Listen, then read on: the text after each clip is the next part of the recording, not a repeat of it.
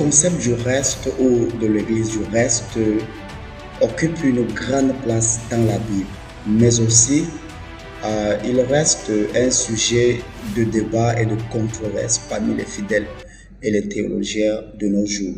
Selon les historiens, ce manque de consensus découle bien sûr de la bataille des doctrines bibliques et théologiques entre les réformateurs magistraux et l'Église catholique romaine en 1500 après Jésus-Christ. Et les discussions les plus animées portaient sur l'appel du reste, son identification et sa mission. Donc, durant la Réforme, il y avait une guerre théologique qui portait sur la notion d'église visible et de l'église invisible. Et la guerre opposait bien sûr les réformateurs d'un côté et l'église catholique romaine d'un autre côté. Les questions qui ne cessaient de venir étaient de savoir qui est le reste. Qui est le reste? Est-ce que le reste est-il appelé individuellement ou collectivement? Quelle est la mission du reste? Quelles sont ses caractéristiques? Est-ce que le reste est-il visible ou invisible? Ou est-il à la fois visible et invisible? Est-ce que le reste est une réalité présente ou une réalité future? Voilà les grandes questions qui sortaient de ce débat. Alors, voici un bref résumé du reste dans la Bible. D'une manière générale, nous avons 4 identifications du reste dans la Bible. Le reste historique, le reste fidèle et le reste de déception et enfin le reste eschatologique. Le reste historique ici fait principalement référence aux survivants historiques d'Israël ou de Juda qui ont été laissés en vie, bien sûr, après une certaine catastrophe nationale ou qui ont survécu à une expérience mettant leur vie en danger. Nous avons plusieurs références de ce reste dans la Bible. Et leur qualification ici, c'est ce qu'il faut bien noter, leur préservation, leur mise à part n'était pas déterminée sur leur qualité spirituelle ou sur leur engagement, mais sur l'amour gracieux de Dieu. Donc ce reste existe dans la Bible grâce à l'amour de Dieu. C'est grâce à l'amour de Dieu que ce reste a été préservé. Donc, si nous prenons un peu l'histoire d'Israël, nous allons voir des fidèles et des infidèles. Mais à chaque fois, Dieu essayait toujours de protéger Israël malgré qu'il y avait les infidèles. Donc, ce n'était pas basé sur leur engagement envers Dieu, mais plus sur l'amour gracieux de Dieu. Et enfin, deuxièmement, bien sûr, nous avons le reste fidèle. Le reste fidèle se distingue du reste historique par son engagement cette fois-ci de foi envers le Seigneur.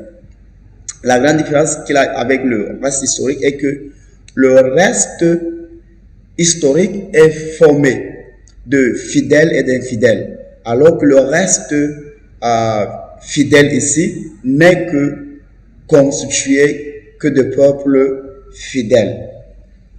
Et nous avons aussi le reste de la déception. Le reste de la déception. Le reste de la déception ici, selon Richard Lehman, se rapporte à l'annonce par William Miller.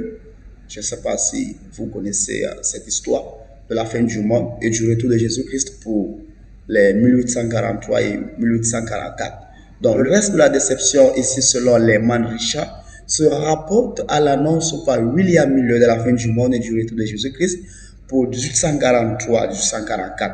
Et le petit groupe de fidèles qui étaient restés engagés dans l'étude de la prophétie biblique après la déception de 1844 est appelé donc le reste de la déception. Et enfin, nous avons le reste eschatologique. Selon Manuel Rodriguez, Angel Manuel Rodriguez, le reste eschatologique est formé par le reste historique purifié qui est resté fidèle au Seigneur pendant les jugements définitifs de Dieu sur les nations. Mais il incorpore également le reste des nations qui ont choisi de servir le Seigneur. En d'autres termes, ce reste est composé de l'actuelle Église restante et de la cohorte des croyants d'autres églises et religions. Il y a ce débat-là qui divise le monde à propos de l'église, le reste de la fin de temps. Est-ce que le reste de la fin de temps est un peuple restreint? Alors, une étude biblique montre que le reste de la fin de temps est constitué bien sûr de tous les fidèles là qui sont partout dans les différentes dénominations. Et ce reste fidèle de la fin de temps sera un peuple déterminé, un peuple qui sera engagé à obéir, à accepter la loi de Dieu. Et pour terminer, quelles sont donc les caractéristiques du reste de la fin de temps? La Bible nous révèle à plusieurs endroits les caractéristiques du reste de la fin de temps. Premièrement, nous avons gardé les commandements de Dieu, Apocalypse 12, 17 et 14, 12. Avoir le témoignage de Jésus-Christ, Apocalypse 12, le verset 17, et garder la foi de Jésus. Garder la foi de Jésus, Apocalypse 19, le verset 10. Et quelle est donc sa mission? Quelle est la mission du reste? Est-ce que le reste est-il appelé pour le salut ou pour un travail particulier? Donc, dans la Bible, nous retrouvons ceci. Le reste est appelé pour restaurer, bien sûr, la loi de Dieu. Le reste aussi est appelé pour confirmer le caractère de Dieu. Et enfin, le reste est appelé pour préparer le monde pour la seconde venue. Et pour terminer, quelle est donc la différence entre le reste visible et le reste invisible?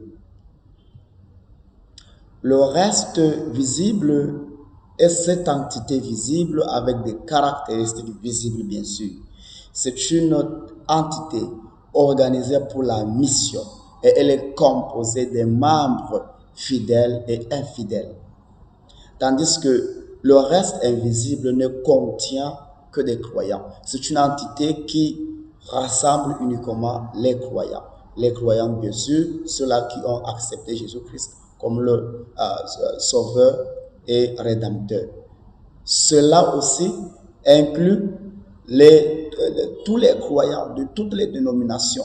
Donc voilà en gros la définition du reste dans la Bible. Si vous avez d'autres questions, n'hésitez pas de commenter.